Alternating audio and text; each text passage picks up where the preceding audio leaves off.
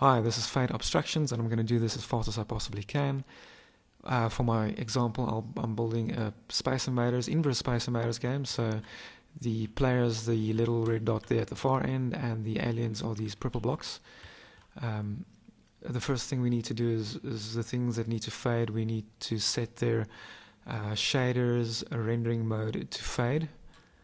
The next thing we need to do is add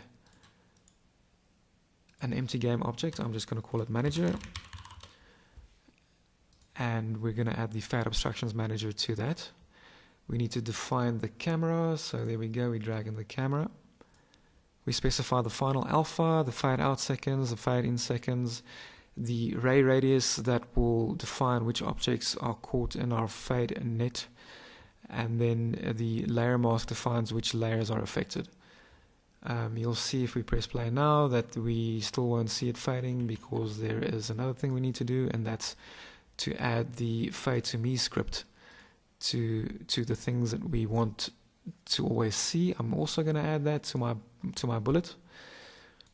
And if we have a look at our scene now, we'll see the objects the aliens are fading.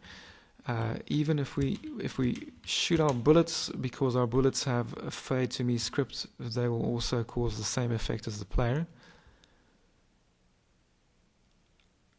Okay, so we can also override some of these defaults per object. So I'm going to select an object there, and I'm going to override the defaults by saying fade object options. And I'm going to override the alpha. I'm going to make it completely disappear. We're going to make it disappear in a really long time, say 5 seconds, and it's going to fade in, let's say, immediately. So if we now press play, that specific object, which is that one, it'll take a long time to fade out, and it'll just pop back into existence because its fade in time is 0.